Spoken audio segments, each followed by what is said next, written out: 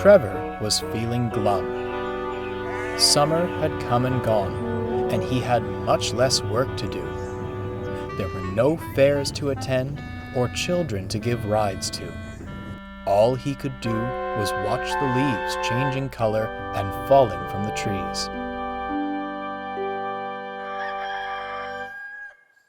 It came as a surprise when, one morning, Jem Cole came strolling towards his shed. "Morning, Trevor," he smiled. "How about we get you ready for work?" Trevor was excited. "A job? For me?" he asked. "They need you down at the lumber yard," Jem explained.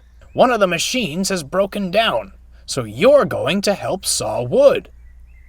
Trevor smiled. Truthfully, he'd hoped for something more exciting, but anything was better than sitting in the shed.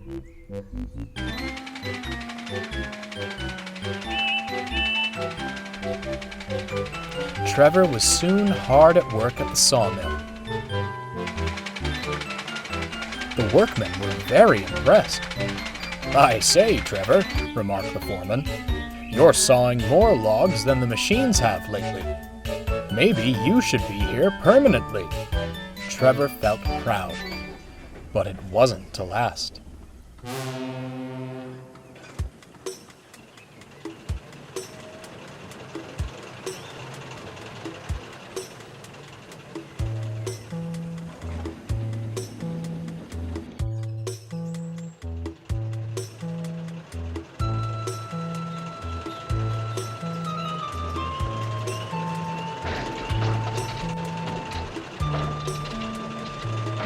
Diesel rolled into the sawmill with some flatbeds. "Hello, Trevor," he said snidely. "Finally being put to some use?" "Oh, yes," Trevor replied obliviously. "I'm taking over for a failed machine. It's quite nice to be useful," he smiled. Diesel snickered. "They only called on you because their usual machine failed. As soon as it's fixed, you'll go straight back to that lonely shed of yours." Trevor's face fell. "It's too bad you're so old-fashioned," Diesel continued.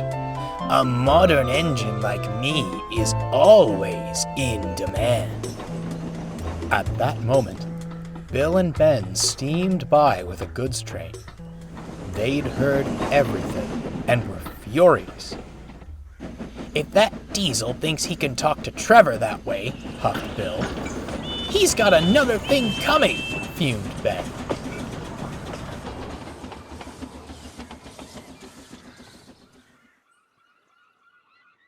When the twins reached the harbor, they told Edward all about it. "I'd like to teach him a lesson," grumbled Bill. "We'd straighten him out good," smirked Ben. Now, you two," said Edward gravely. "Stooping to Diesel's level is no solution. He'll get what's coming to him, one way or another." The twins weren't listening. One way was going to be their way.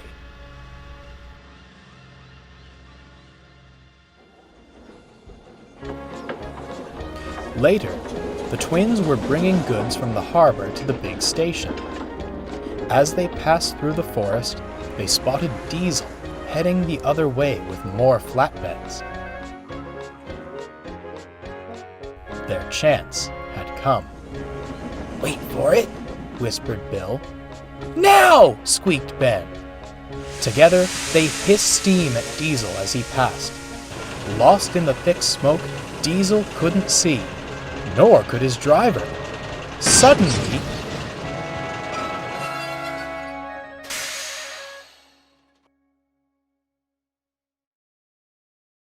when the smoke cleared, Diesel found himself straddling the rails.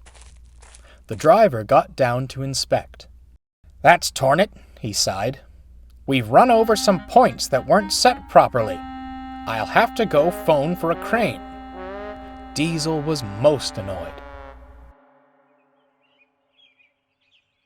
Soon, his driver returned with bad news.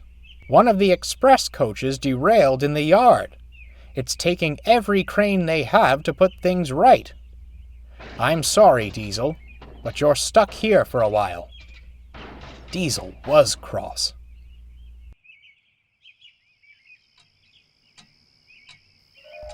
The driver had left to have tea with a nearby signalman. The sun went down and the cold wind blew. Diesel was lonely and, secretly, a little scared. "Ooh," he whimpered, listening to the hooting and howling within the forest. Just then, he heard another noise, a slow chuffing, which seemed to be getting closer. Diesel couldn't bear it. "Oh dear," he cried, shutting his eyes. "I'm not a deer," came a voice. "I'm a traction engine." Diesel opened his eyes. It was Trevor. "The signalman told us you were stranded, so we've come to put things right."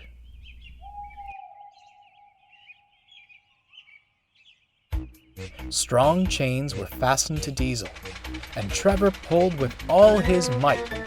He huffed and hauled until his boiler strained, but at last, Diesel was back on the rails.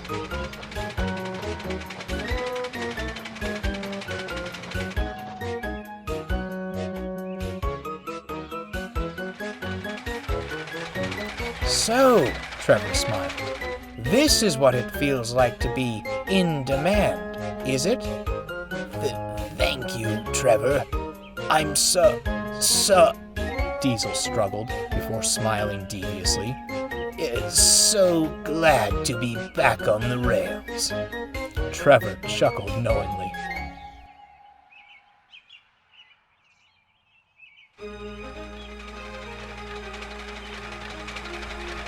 Trevor worked at the sawmill for the next few weeks, and even stayed after the machinery was mended to help with the workload. He saw Diesel bringing flatbeds and taking logs away every day. Although Diesel didn't become any friendlier, there was no talk of being in demand from that point on.